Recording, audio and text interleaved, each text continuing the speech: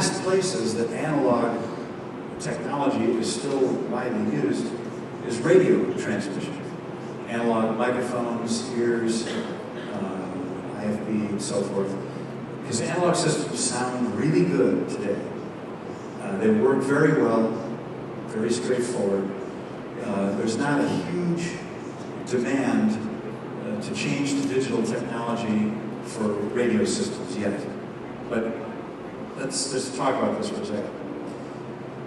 There are hybrid systems that have been around for several years that use DSP, digital signal processing, to manipulate the audio signal in the transmitter, but then they transmit an analog signal, and in the receiver, they use DSP to manipulate the audio signal in the DSP. So, digital processing, analog transmission, and reception, and then digital processing and receiving. Those are a hybrid system. But there are now fully digital systems that have analog in, digital processing, transmits effectively a digital signal, and the receiver stays in the digital domain. There's some more processing, and then it comes out as an analog signal. These systems tend to be somewhat more complex and more expensive, but they offer some benefits that I think may become more important. And we'll look at, let's see what I'm going to do this. I'll go through this as quickly as I can. The benefits, possible benefits of digital system.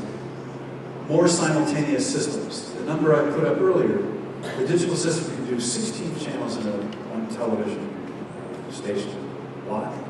And the best analog can only do about 14. And it's possible that the digital systems may be able to do even more systems in one small chunk.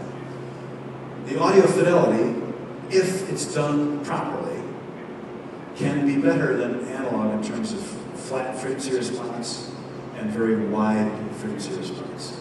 Best analog systems are about like a broadcast FM radio, about 50 hertz to 15 or 16 kilohertz, which is great.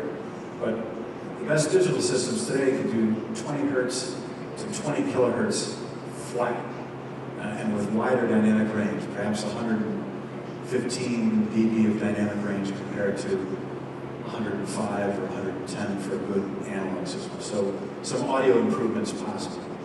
On the radio side, a feature of analog radio transmission is something called intermodulation. Multiple transmitters can interact with each other to create additional frequencies by a process called intermodulation. It turns out that digital transmitters, partly because of the nature of the signal and partly because of the way the amplifiers are implemented, produce much less intermodulation products than an analog system. And that's another one of the reasons why you can put more systems simultaneously in the digital domain than you can with analog.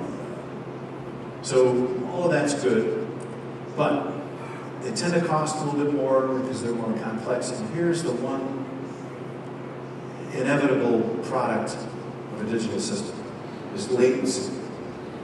Any digital audio device has latency or delay, because it takes time to do an analog to digital conversion, to do digital signal processing, and finally to convert back from digital to analog. Those processes take time. And a certain amount of delay is okay, but if the delay gets to be too large, it can cause problems for the people listening, especially if they're musicians, because it can affect timing. So, let me get, I'll just say this. Just note